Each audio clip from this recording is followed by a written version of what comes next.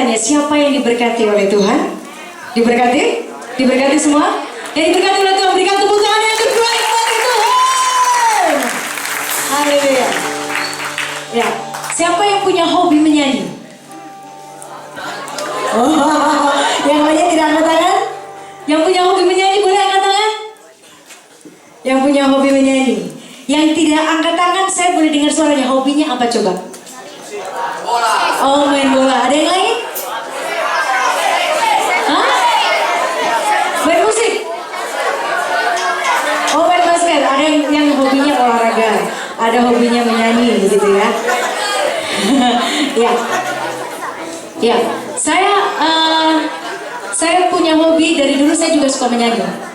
Mohon tenang sekarang. Ya. Ya, sekarang tenang. Oke. Kak Kim dari kecil juga suka nyanyi. Nah, tapi waktu itu ya ke gereja-gereja, sekolah minggu juga ikut sekolah minggu. Tapi saya tidak tahu bagaimana itu menyanyi, memuji, menyembah Tuhan yang benar. Saya tidak tahu.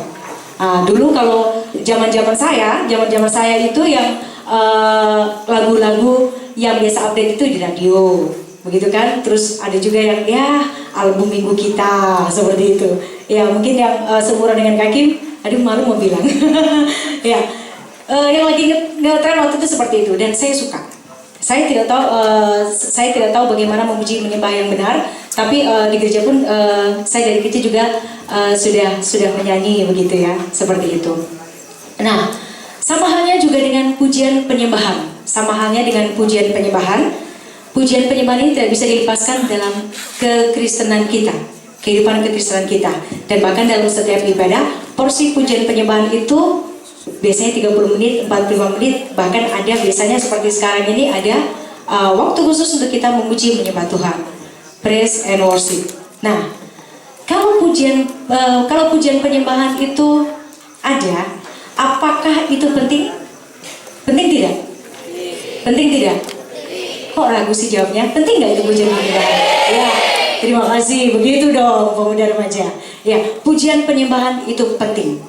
Nah, sepenting apakah pujian penyembahan itu? Dan pada saat kita diperhadapkan dengan sebuah pergumulan hidup atau masalah, apakah kita masih punya alasan untuk kita memuji menyembah Tuhan? Kita pelajari bersama. Ya. Jadi ada 10 alasan kenapa pujian penyembahan itu penting. Yang pertama, dalam Yesaya 43 ayat 21, tidak usah baca, saya saja bacakan. Yesaya 43 ayat 21 berbunyi, umat yang telah kubentuk bagiku akan memberitakan kemasyhuranku. Dan kemudian dalam Mazmur 150 ayat yang ke-6 berkata, biarlah segala yang bernafas memuji Tuhan. Ya, Tuhan menghendaki dan Tuhan rindu kepada setiap kita anak-anak Tuhan. Kita ini memuji Tuhan, mengagungkan Tuhan, dan memasyurkan nama Tuhan. Dan Tuhan ingin kita bersaksi sampai ujung-ujung bumi menerima Kristus. Dia adalah juru selamat bagi kita. Nah, untuk saat ini, untuk di zaman sekarang, kita juga bisa dengarkan puji-pujian lewat apa? Lewat apa? Radio ada lewat kaset, ada lewat CD. Yang lebih mudah lagi lewat MP3. Pujian penyembahan juga bisa menjangkau Tuhan lewat media-media yang ada. Seperti itu. Nah, kemudian yang kedua adalah sebab Tuhan telah menyelamatkan kita.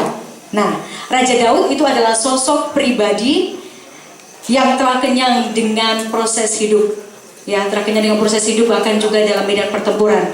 Dan dia tahu bahwa Tuhan turut bekerja dalam setiap kehidupannya juga pertempurannya.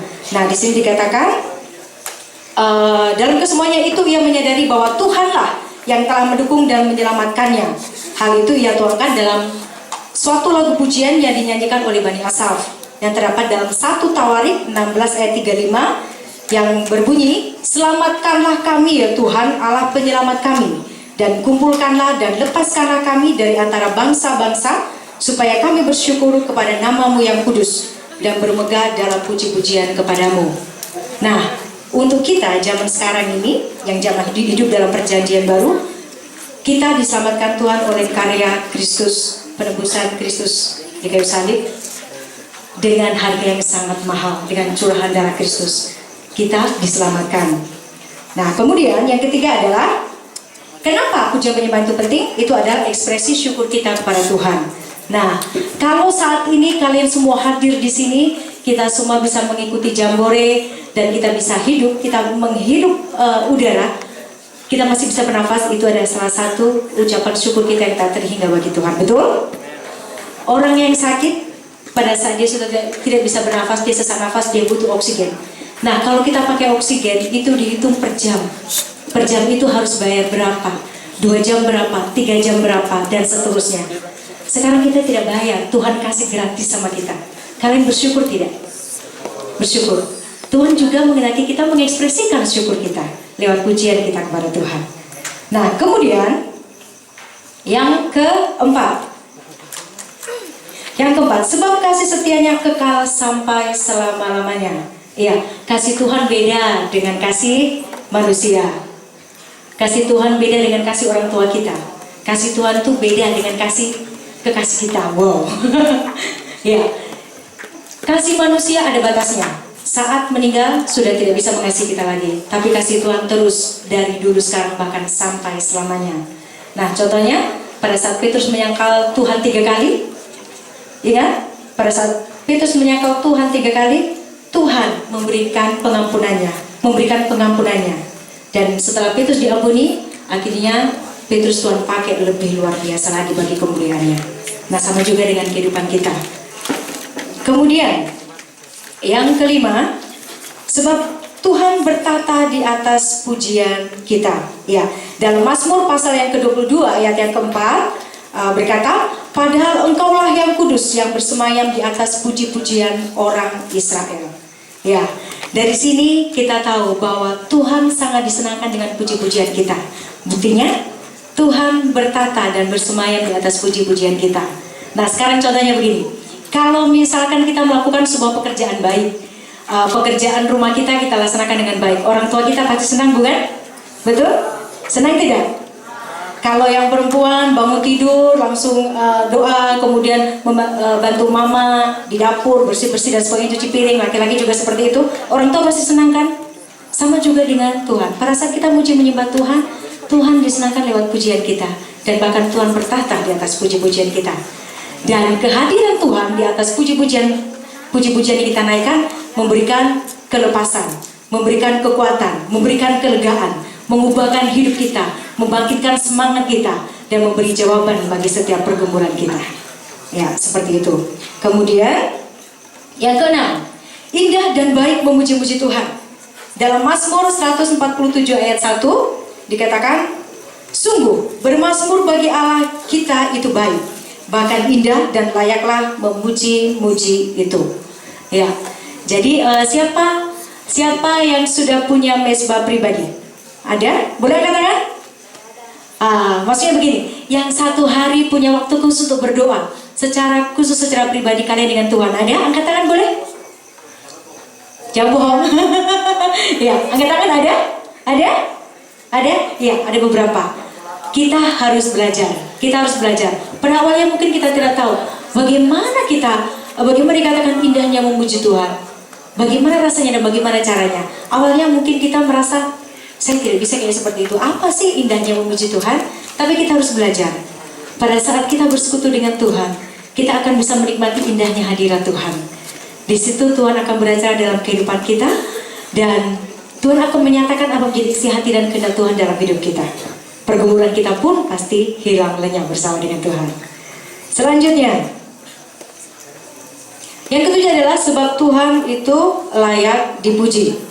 Ya, dalam Wahyu pasal yang kelima ayat 13-14 dikatakan, dan aku mendengar semua makhluk yang di sorga dan yang di bumi, dan yang di bawah bumi, dan yang di laut, dan semua yang ada di dalamnya berkata, bagi Dia yang duduk di atas tahta dan bagi Anak Domba adalah puji-pujian dan hormat dan kemuliaan dan kuasa sampai selama-lamanya.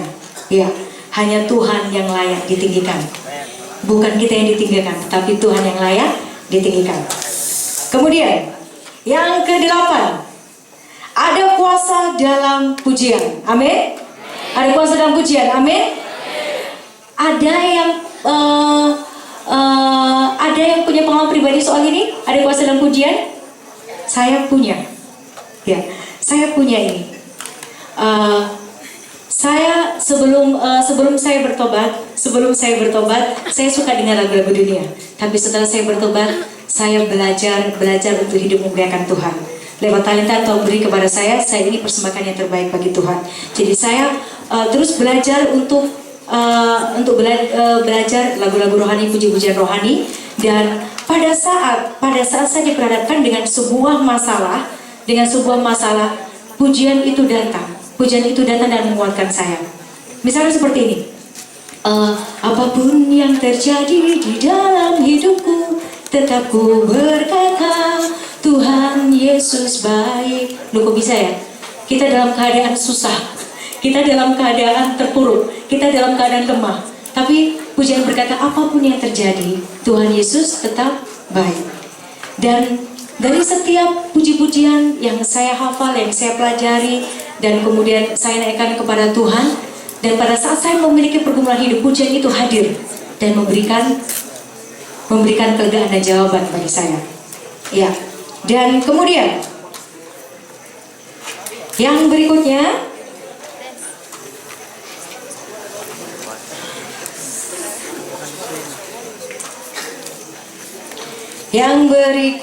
pujian itu memberikan kemenangan dalam masa-masa buruk yang kita alami. Ya, pujian memberikan kemenangan dalam masa-masa buruk yang kita alami. Jadi, mari kita terus memuji Tuhan dalam kehidupan kita. Karena manfaat dari memuji dan menyembah Tuhan itu sangat luar biasa bagi kita. Memberikan kemenangan dan memerdekakan bagi kita semuanya. Dan yang terakhir, kenapa pujian penyembahan itu penting? Halo, jangan cerita sendiri. Yang terakhir, kenapa pujian penyembahan itu penting? Karena itu adalah gaya hidup kita di surga nanti. Pada saat kita di surga, kita tidak menjalani kehidupan rutinitas seperti yang kita alami saat ini. Kita sekolah, kita belajar, kita bekerja, dan sebagainya. Tidak seperti itu. Tetapi kita hanya memuji dan menyembah Tuhan. Disinilah praktek bagi kita. Dan mari bersama-sama dalam segala aspek kehidupan kita terus memuji dan menyembah Tuhan. Karena ada banyak begitu hal yang luar biasa yang Tuhan nyatakan dalam kita memuji dan menyembah Tuhan. Oke? Semuanya mau? Semuanya mau? Iya. Saya bertanya siapa yang malam hari ini usianya belasan. Boleh angkat tangan? Belasan tahun? Ya, belasan. Oh, banyak sekali ya. Yang 20-an tahun. Yang 20-an tahun. Yang 20-an tahun. 20-an tahun. Oke. Yang 30-an tahun ada enggak? Yang 30 tahun ada enggak? Saya nggak malu, saudara. Saya nggak malu, usia saya sudah 36 tahun ini. Tapi kalau kita memuji Tuhan, jangan kita dibatasi oleh usia kita, betul? Jangan dibatasi oleh usia kita. Kita berkata, oh, saya sudah tua, berarti saya pujinya yang slow-slow saja lah. Jangan batasi Tuhan bekerja dalam hidup kita. Dan kalau Raja Daud bisa memberikan yang terbaik bagi Tuhan, bahkan pada saat dia memuji Tuhan, menyembah Tuhan, dia diolok-olok, bahkan istrinya tidak setuju dengan apa yang dilakukan, tapi justru Tuhan disenangkan lewat apa yang Raja Daud lakukan bagi Tuhan. Dan malam hari ini, mari bersama-sama kita berikan yang terbaik bagi Tuhan. Amin.